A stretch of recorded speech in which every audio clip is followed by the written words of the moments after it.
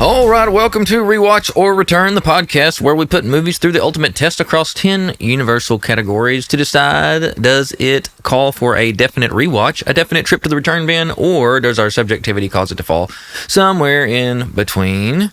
This week, we're going to look at Teen Wolf from 1985 with Michael J. Fox. Not much more to say to introduce such, and so we'll jump right into Fast Forward Facts. Before there were sparkly vampires and supernatural romances, the 80s gave us something different, a basketball-playing werewolf. Released in 1985, Teen Wolf turned a wild concept into a pop culture time capsule and cemented Michael J. Fox as one of the decade's biggest stars. Directed by Rod Daniel and shot on a modest $1.2 million budget, Teen Wolf follows Scott Howard, your average high school kid dealing with crushes, bad grades, and a losing basketball team, until he discovers that being a werewolf runs in the family. Instead of hiding it, Scott goes full-on wolf mode, becoming a local celebrity and slam dunking his way through high school glory. Here's the kicker. The movie was filmed before Back to the Future, but released after it.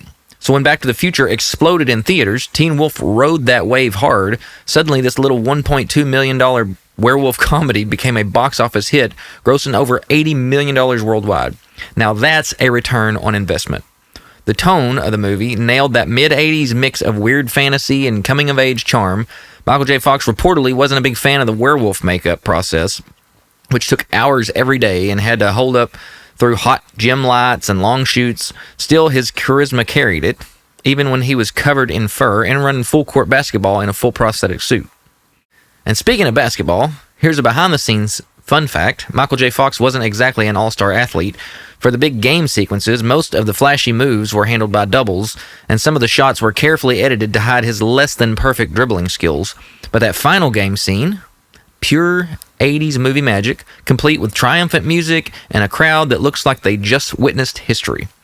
Supporting cast shout-out, James Hampton as Scott's lovable dad Harold, Jerry Levine as the party-loving best friend Styles, and Susan Arcidi as Boof, the underrated 80s movie crush.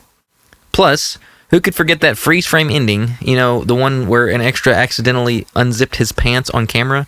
Yeah, that wasn't a myth. You can actually see it in the theatrical version if you pause at the right moment. The movie's success spawned a cartoon series, a less beloved sequel, Teen Wolf 2, starring Jason Bateman, and decades later, the MTV reboot that turned the concept into a dark supernatural drama. But nothing beats the original 1985 vibe, part goofy, part heartfelt, and pure 80s charm. So whether you're watching for the nostalgia, the werewolf basketball antics, or that killer win-in-the-end montage, Teen Wolf remains one of those movies that reminds you just how delightfully weird the 80s could be. All right, with that down, let's take a look at what the critics said. This is where we look at the first 10 top critic reviews on Rotten Tomatoes, and come to find out, going to the top critics, which is where I go, and I'm trying to be consistent with that, there are only 7. So instead of top 10, we're getting the top 7 here because there are only 7 to go with. But the tomato meter is at 46%. So your critics aren't real big fans of this film. Popcorn meter is only at 52.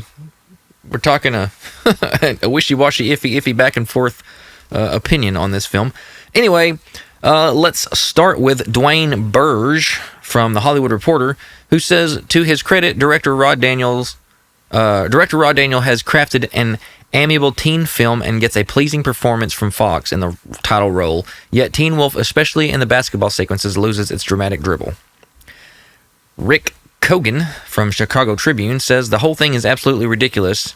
Have you ever seen a wolf breakdance? A good deal of fun. Dave Kerr from Chicago Reader says, Fox somehow survives on the sheer force of a pleasant screen presence, but those who remember the shaggy dog ought to stay away. Lloyd Grove from Washington Post says, determinedly bland and unoriginal. I almost read unoriginal as urological. Well, that wouldn't have made any sense at all. Variety staff from Variety says lightweight item is innocuous and well-intentioned, but terribly feeble. Another example of a decent idea yielding the least imaginative results conceivable. Derek Owen from Time Out says, clean-cut teenagers, a small-town hardware store, a dark secret, but Blue Velvet, this is not. Anna Smith from Empire Magazine says, Michael J. Fox's early lycanthrope comedy doesn't have the easy charm of his later movies, such as Back to the Future franchise or Doc Hollywood, but it's still a diverting enough tale. And then Vincent Canby from the New York Times says, for a film that's so innocuous, Teen Wolf is aggressively boring. All right, and that is what the critics said about Teen Wolf. Now let's jump into first time or 50th. Let's talk about for myself, and you can think about for yourself if you end up watching this and, judging it and rating it for yourself. Was this a nostalgic return? Was this a first time watch? How does that, influence how you see the film now? I grew up watching this movie on TV all the time. I've seen this movie gobs and gobs and gobs, and I can tell you now, I'll get into it later, but I enjoyed it much more as a kid and considered it a much better movie as a young person growing up than I did. It's been a while since I've seen it, but I watched it this time, I guess with a little bit of judgment as I do for these episodes, considering things I don't generally consider, and the nostalgia didn't quite let the movie... It didn't live up to my nostalgic feelings for the film, that's for sure.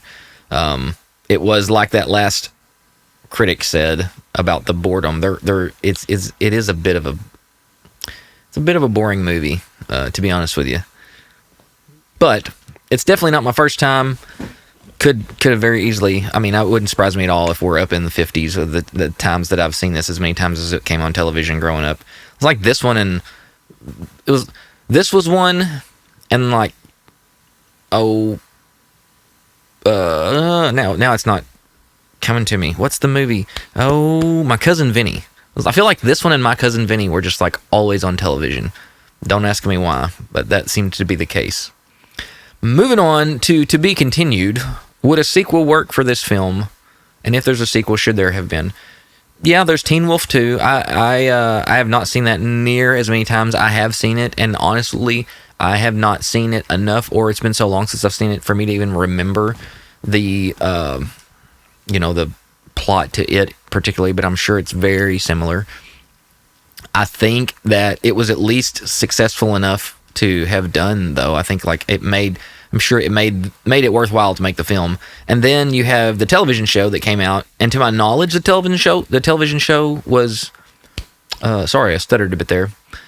To my knowledge, it was a pretty popular or successful show. I never watched it. It just wasn't really anything I was ever interested in, especially not like the different kind of darker take on like the MTV younger teen series stuff that started coming out as I was getting older. It was just never anything I was really into.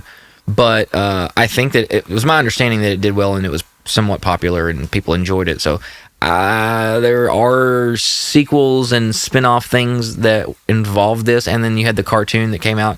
I don't really know how well the cartoon did, but I don't think, from my understanding of these things, I don't think there's any reason why they shouldn't have done any of those things like that. I don't think any of them extraordinarily bombed or anything of the sort. So as far as should they have, they definitely had things that spun off and sequels and things like that. And should they, I'm assuming they did well enough that, yeah, I guess they should have. It probably was a good idea to milk that IP as much as they could. And before we jump into the final segment, today's episode is brought to you by PrepStartsNow.com, your go-to spot for emergency and outdoor preparedness. If you're anything like me, you'd rather be prepared and not need it than need the essentials and not have them. From 72-hour emergency essentials to camping gear, car emergency essentials, multi-tools, first aid, and even home gardening supplies as you start to grow some of your own food, they've got you covered for it all. And the best part is, as a listener, you can use the promo code REWATCH to get a 15% site-wide discount, and you'll also be helping out the show as they give us a small reward for your business in the process. Head to PrepStartsNow.com/discount/rewatch. That's PrepStartsNow.com/discount/rewatch, or simply enter the code REWATCH at checkout and get prepared today.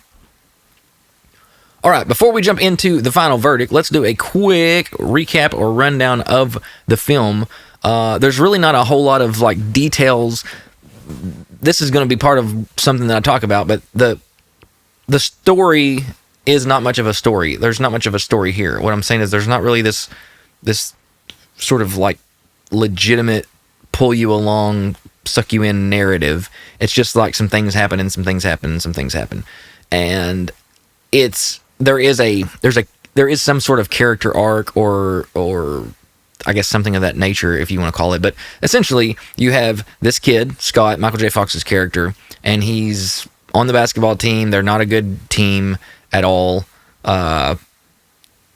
He's kind of the not popular guy, just sort of like he's not your popular jock that gets the girl and all that kind of stuff. He starts having these issues or starts noticing that he's going through these changes, and ultimately realizes that he is part of genetically this line of werewolf people, or people that have this gene that causes them to be werewolves or whatever. So in the process, initially he's trying to hide that, but eventually it becomes a thing where he can't hide it anymore, and he just sort of like completely and totally owns it.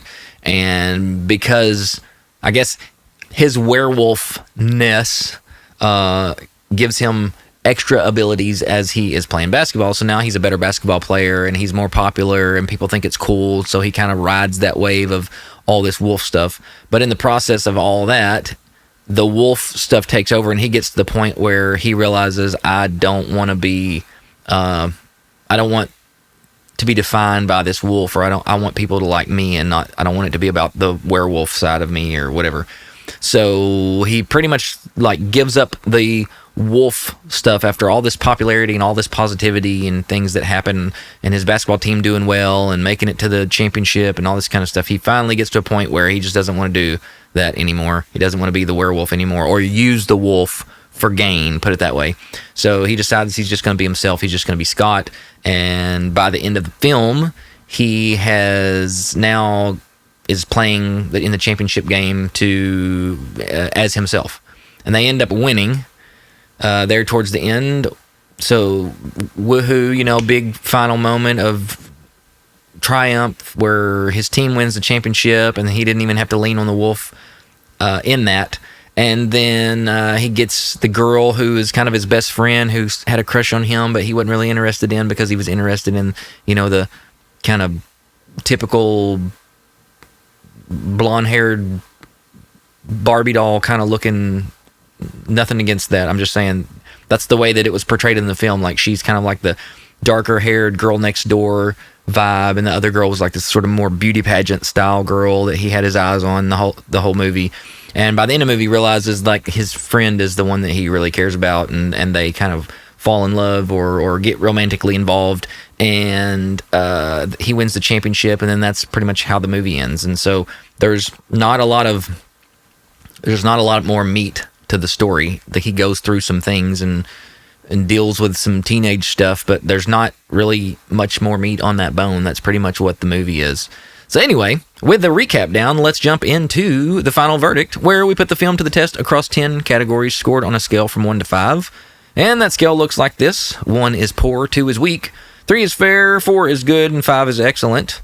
Our verdict scale, when we add all these up, anything that comes from that adds up from 10 to 20 is a return. Anything from 20 to 30 is return worthy, unless you're feeling a little nostalgic. Anything from 30 to 40 is a leans rewatch, but is debatable. And anything from 40 to 50 is a certified rewatchable film, according to yours truly, who is scoring this. And my score, again, does not have to be your score. It's all subjective. Here, I'm just telling you how I feel about things personally. All right, with that down, let's jump right into story and plot. Is the narrative compelling and coherent? Does it still hold up on a rewatch? I think it's coherent. Like, it's a sensible story in that if you accept the fantasy of this film, if you accept that he is of this werewolf lineage and he turns into a werewolf, if you can accept that, then it's a coherent story in that it makes sense, everything that happens. but it's not really the most compelling story. There's not a lot that just like, pulls you in and like pulls you along and just like really makes you like super duper invested. It's just kind of like a fun flick, a fun teenage flick. It didn't really hold up to the way that I had felt about it growing up, the nostalgia that I had for it. I'm not saying I don't like the movie. I'm not saying it's like a bad movie to watch or it's not worth watching by any means as far as story and plot goes. I'm just saying it's just kind of basic and bland and middle of the road when it comes to that. And so, for that very reason, for story and plot, I gave it a 3 out of 5. Moving on to characters and performances. Are the characters memorable and well acted, or forgettable and flat? I think that personally, anything with Michael J. Fox, he is. I've never watched Michael J. Fox do anything where I was like, I'm not enjoying this, or I don't like seeing him on screen doing whatever it is he's doing. He's one of my favorite. One of my favorite actors, especially from me growing up. There's not a film of his that I can tell you like I don't like that. Or I wouldn't watch that, or I wouldn't go back and watch that, or whatever. So I think he does a really good job. I think that your supporting characters do a solid job. I think that his buddy Styles is funny. The coach is funny. Everybody properly plays their part and makes it enjoyable to watch their interactions and all that.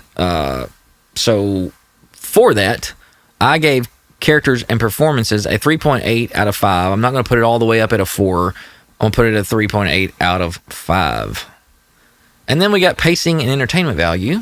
Were you entertained the whole time? Did the movie keep your attention? Does it feel too slow, too rushed, or just right? So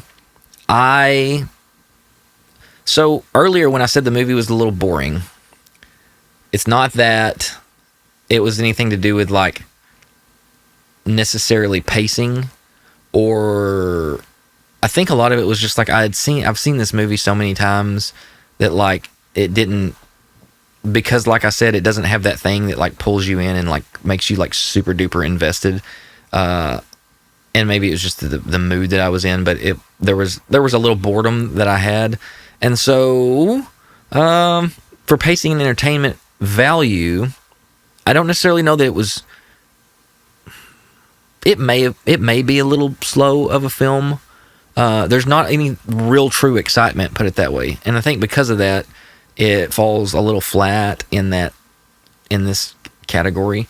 But yeah, I'm changing this in real time. I had it at a 3.5, but now that I'm talking about it, I'm just going to put it at a 3.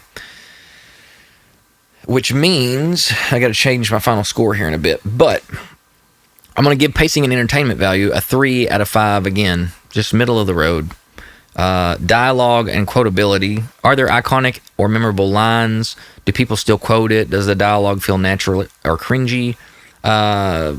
I don't really think there's any super iconic or memorable lines in this film. There might be to some people, but even to me, like the most memorable line of this whole entire film is when he is at the liquor store and he goes up and he's trying to buy a keg of beer, and the guy's like, I need your ID, and obviously he doesn't have an ID and he's just trying to buy it, and so he like his eyes turn red and his voice gets real deep, and he kind of goes a little bit into not physically turning into a werewolf, but I guess using part of that kind of animalistic whatever in him to but it's like, give me a keg of beer, anyway. And it scares the guy enough that he gives him the keg. That's the most memorable line to me of the entire film, is give me a keg of beer. And that's not in any way super iconic or some super pop culture memorable thing. I don't think people still quote it. Does the dialogue feel natural or cringy? I wouldn't say that it's cringy by any means. I suppose it feels natural enough. It's just, there's just nothing that's like really, hard-hitting, long-lasting, sticks in your mind, all that. So, again, for dialogue and quotability, it's just middle of the road for me again. I'm giving it a 3 out of 5. Moving on to soundtrack and score. Does the music enhance the film or date it?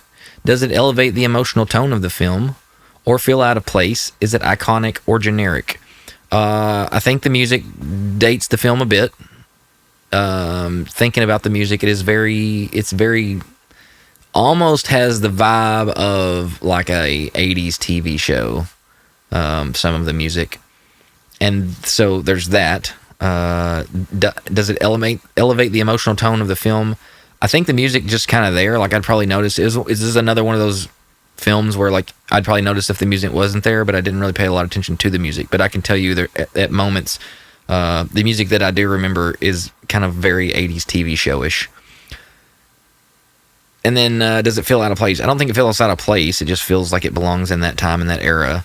I don't think it's iconic at all. It is pretty generic. So again, for soundtrack and score, we're just talking middle of the road here. I'm giving it a 3 out of 5. Nothing special, nothing terrible.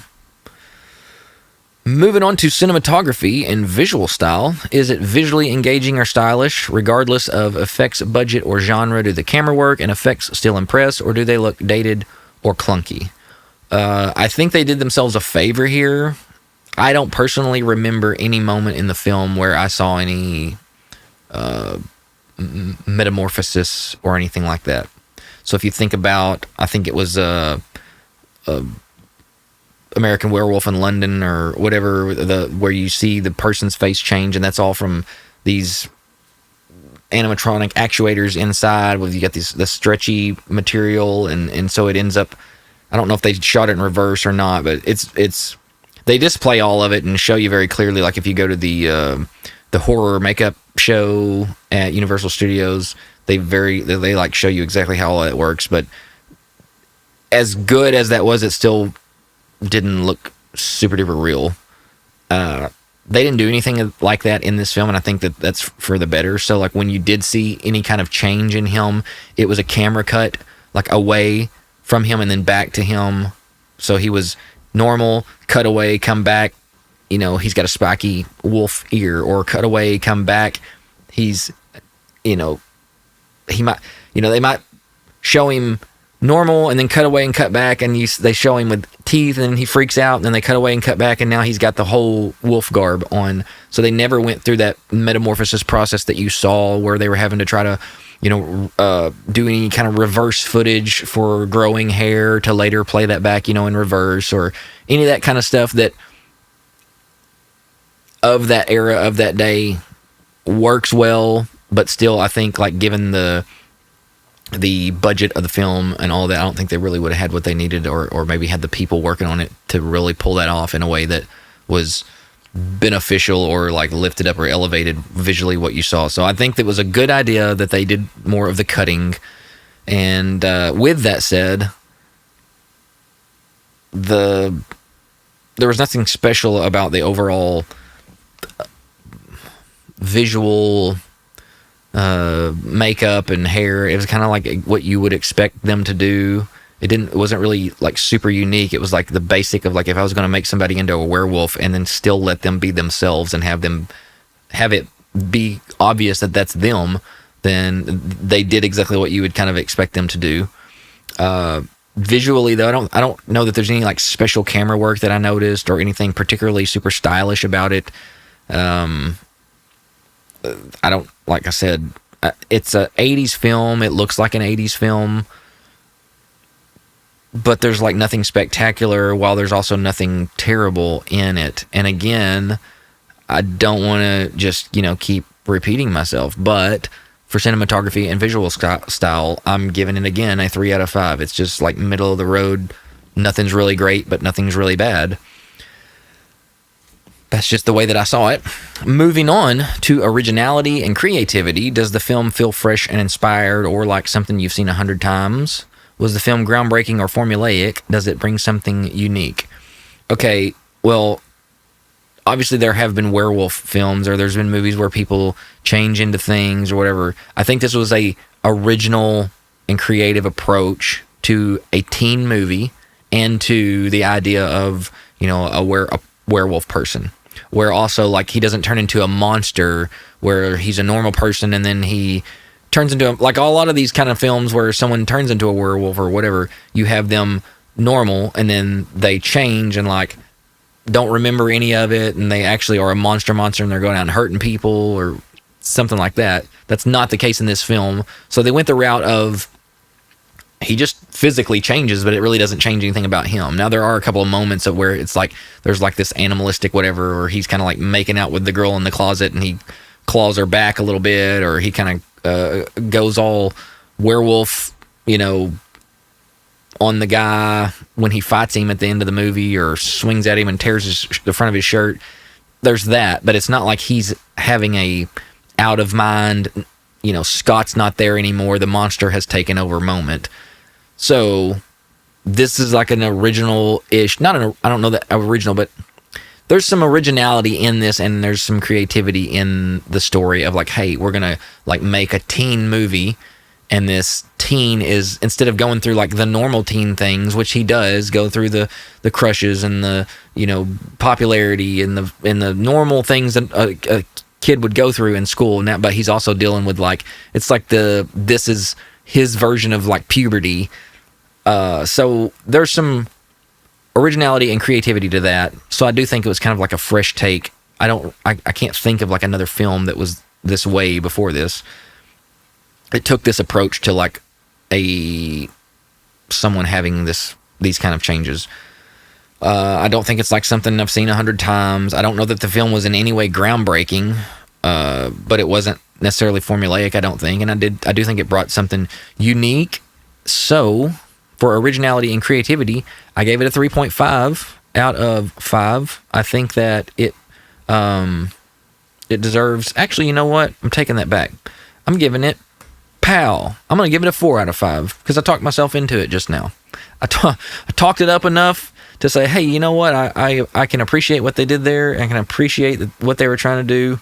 I'm going to give their originality and creativity a 4 out of 5 and say it was good.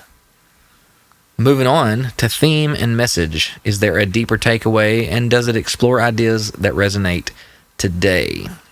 Well, a little bit. I mean, like, I don't think there's any super duper, you know, deep themes in this film, but I think like you see the typical, there's a little bit of kind of not treating people. I mean, a lot of it has to do with just accepting certain things about yourself, you know, that maybe you're scared for people to know, but like, or, you know, being honest about things or whatever, or maybe, or being accepting of, you know, who you are. I don't like my hair. I don't like this. I don't like that, or whatever. Just you are you, and you're the only you. And so like maybe there's a little bit of that in there. I think there's a little bit of commenting or speaking to, not treating somebody, not bullying somebody just because they're smaller or not as good at athletics or whatever. There's some of that. Then there's just your basic, you know, there's the basic message that a lot of these teen movies, especially if there's romance involved, or just like romance in general, a lot of movies have the whole thing where like they've got a really good friend who really cares about them and like really would like to be romantically involved with them. And for whatever reason, they don't see what's right in front of them. They always are. They have their eye on this other thing that ultimately, like, you know, that person wouldn't care about them the same. That person wouldn't treat them the same. That person, it's this superficial, whatever. So there's a little bit of that message too, I guess, you know, like don't completely and totally miss what's right in front of you, or don't chase, you know, don't chase the idea of what could be for, over what is, and what is, what's there and good and all that. So there's a lot of stuff. If you really want to like pull out of this, you could, but I don't think that it's meant to really be any of that, or really meant to comment on any of that, or anything like that. But because some of those things are existent, I'm going to give it a 3.8 out of 5 and say, hey, there's some stuff you can pull out of there. There's some good things to learn if you really want to, draw some things out. So I'm going to give it a 3.8 out of 5 for theme and message. Cringe factor would be next.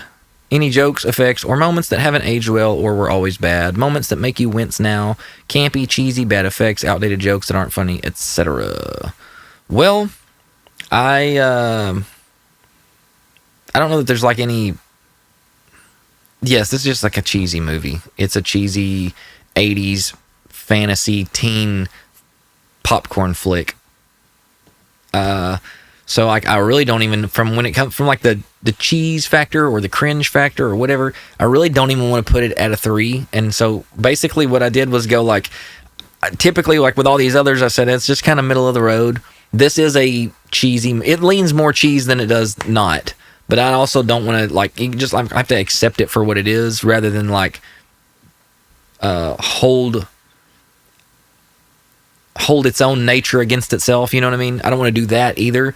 So I'm not going to put it at a 3. I'm not going to put it dead center right in the middle of the road. I'm going to put it at a 2.9. So it's getting dropped right below that so that it's not quite at that fair point, but it is at that, what is it called? The weak. It's at the highest point of weak when it comes to cringe factor, but not quite to fair. That's where I'm putting it on purpose. And then next we have nostalgia and rewatchability. Does it hold up to your memory of it? Does it still matter today? Is it timeless or has it aged poorly? Does a rewatch ruin the magic? And would you honestly watch it again? Like it is exactly as I remembered it as far as what the movie is. I just don't think that I considered beforehand the lack of depth, I guess if you want to call it. So in a way it does, in a way it doesn't hold up to my memory of it. Does it still matter today? I mean, it's a part of pop culture. Obviously, I guess it has influenced enough that it has led to a popular television show in the recent years. So in a way, it matters and has had an effect or has lasted and has been part of pop culture. Is it timeless? I don't know that it's necessarily a timeless film in the way that I would expect this to mean timeless. Has it aged poorly?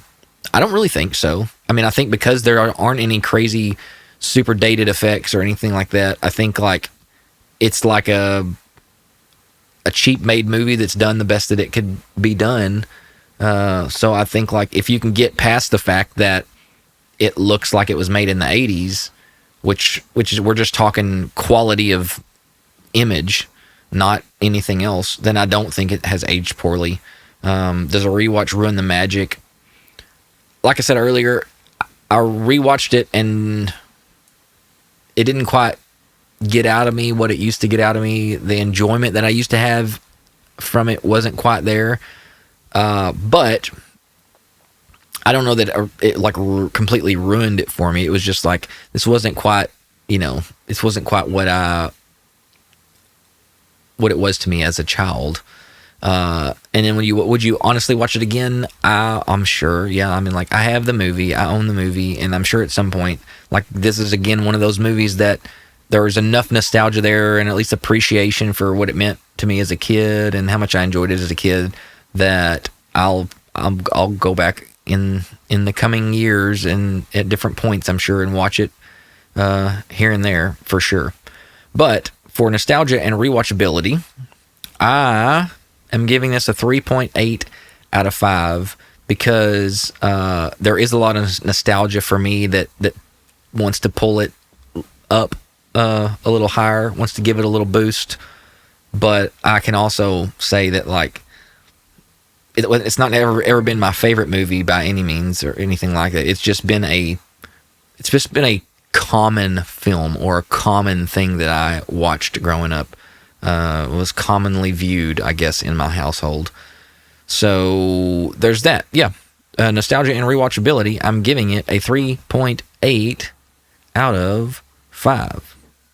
All right, it's me from the future. I was editing this and realized, oh no, I got ahead of myself. My brain was kind of somewhere else. I have some, some kind of pressing animal stuff that I was in a rush to deal with. And I did not even go over the final verdict on what the score was or anything like that. And so, real fast, we're going to run through that. Story and plot gets a 3 out of 5. Characters and performances gets a 3.8 out of 5. Pacing and entertainment value gets a 3 out of 5. Dialogue and quotability gets a 3 out of 5. Soundtrack and score gets a 3 out of 5. Cinematography and visual style get a 3 out of 5. Originality and creativity gets a 4 out of 5. Theme and message gets a 3.8 out of 5. Cringe factor gets a 2.9 out of 5. And nostalgia and rewatchability gets a 3.8 out of 5, giving the final score a 33.3 out of 5, which means that it is barely in the leans rewatch but debatable category. Makes sense. It fits almost exactly where your popcorn meter would put it, for me anyway. So 33.3 out of 50. Leans rewatch but debatable. That's what we got. Sorry, this is the reason that I am a day late putting this out, because I realized that this didn't exist and this wasn't here, and I just now kind of finally get myself to a point where I could record this rather than just give you an episode to make you go, why did he not do the thing he normally does? I didn't want to do that. I wanted to make sure I did the proper thing here. So now that that is said, now that we have gone through that, now that we have established that this is a leans rewatch but debatable film, according to my score, I'll send you back to the me of the past. And with that said, I think we're just going to go for a little bit shorter episode this week, and that is going to be the end of this episode. Thank you guys for hanging on and watching. If you watched all the way through, if you're on YouTube and you want to comment below, I would love to have a conversation about how you feel about the movie and your thoughts and maybe what it meant to you growing up, or if you watched it growing up or whatever. Maybe how you would score some of these, or how you might disagree with me or whatever. That's cool, as long as we can do it all in good fun. And if you are listening to the audio podcast anywhere, then if you want to say something or you want to comment, you can always go to Instagram and go to the Rewatch or Return account on Instagram and comment on the post that is linked to or related to this episode, and we can have a conversation and chit chat there about it. But if you enjoy this, and if you enjoy these episodes, if you enjoy this podcast, or you think you know somebody that hey, you might enjoy this is, if you enjoy just listening to people chit chat about movies and talk about movies, then it'd be cool if you shared it with those folks and let them know that it was a thing. If you think they might enjoy it, that would always help me out, bringing more ears or bringing more people that might be able to join in and be part of the weekly thing. But with all that said, that is going to be the end of this episode, and I will see you next week.